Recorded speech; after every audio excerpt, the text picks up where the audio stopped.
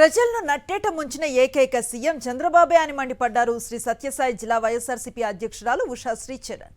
Super 6 పేరుతో మరోసారి ప్రజలను మోసం చేశారని విమర్శించారు. హామీలు అమలు చేసేంత వరకు కూటమి ప్రభుత్వంపై పోరాటం చేస్తామన్నారు.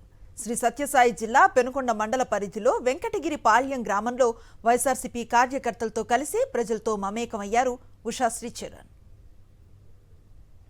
చంద్రబాబు నాయుడు గారు మాట్లాడుతూ ఇంకా సూపర్ 6 హామీ ఏదైతే ఎలక్షన్ టైంలో ఊరూరికి కూటమి ప్రభుత్వం టీడీపీ వాళ్ళు అదేవిధంగా జనసేన మళ్ళీ టీడీపీ వాళ్ళందరూ కూడా ఊరూరికి పోయి చెప్పుకొని వచ్చినారు. ఈ సూపర్ 6 హామీని నెరవేర్స్తారని ఏదైతే చెప్పినారో ఈరోజు అదంతా కూడా మనం ఇవ్వని పరిస్థితిలో ప్రభుత్వం లేదు అని చంద్రబాబు నాయుడు గారు చెప్పడం చాలా బాధాకరంగా ఉంది.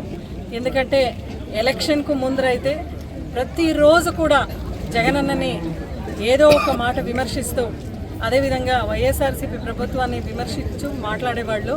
అయితే ఈరోజు ఒకటే మాట అడుగుతున్నాను, ఈ కూటమి ప్రభుత్వం ఉండే వాళ్ళందరినీ కూడా, మీకు తెలీదా రాష్ట్రంలో నిజంగా ఫైనాన్షియల్ స్టేటస్ ఏముంది అని నిజంగా మీకు తెలీదా? అన్నీ తెలిసే మాట్లాడినారా, లేదంటే తెలియకుండా మాట్లాడినారా?